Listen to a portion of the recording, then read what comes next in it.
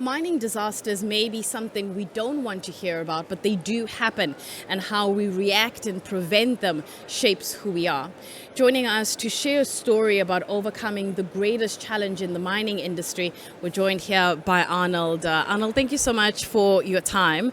Now, I like interviews that start off with a great story, and I believe you have a great story. I have the best story. Let's share the best story. So the best story is, in November last year, 41 men went inside a road tunnel high in the Himalayas. The area was subject to an incredibly complex shear zone. It collapsed, trapping them deep within the tunnel. And for 17 days they were trapped in there, and the collapses continued. And one way or another, we managed to rescue 41 men. No one got hurt, and they're all home safe now. And that is a fantastic story. During that moment, those 17 days, what's running through your mind, but also, I suppose, what did you do to get them out? I mean, it's a precarious situation because you don't want anything to go wrong. As it is, they've been in there for such a long time. Yeah, so it was a really precarious situation. The shear zone we were operating in was collapsing, and it continued to collapse after they were trapped. And all our digital modelling, drone survey, our geophones, everything was telling us the mountain was still moving. Mm-hmm. We had a 40-metre chimney forming above the zone. The area we had to get through was increasing, and there was a real risk that we were going to get killed as well as the people we were rescuing. And the secret that I'll just share with you, my best friends, here at Indaba, is that we did more than engineering. Yeah. And that was that we also focused on the hearts and minds of everybody involved in the rescue. Yeah. This particular rescue was conducted in the most sacred area for the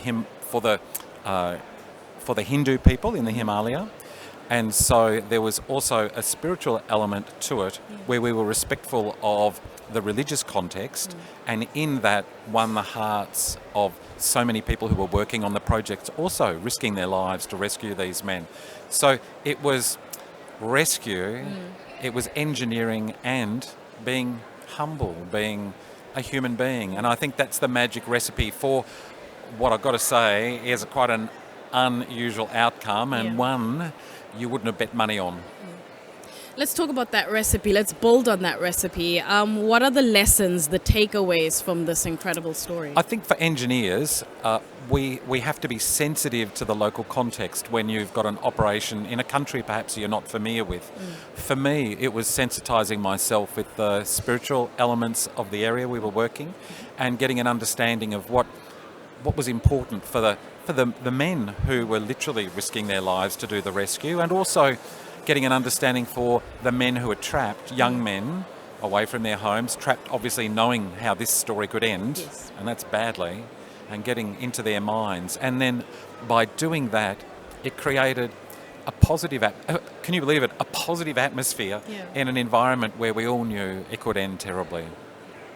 Arnold, thank you so much for sharing that incredible story, and I'm sure the viewers watching this will take away some of those lessons that you shared. Plenty of engineering here, so I thought I'd concentrate on the not engineering and how it combines to get a fantastic result in an absolutely precarious situation. I'm calling it a miracle because, frankly, I've never seen it happen before. And I love an engineer who can tell a good story, so I love how this ends. Thank you so much for your time. For more on these insights that we've shared, you can go to MITV, which you can access on the Mining Indaba website.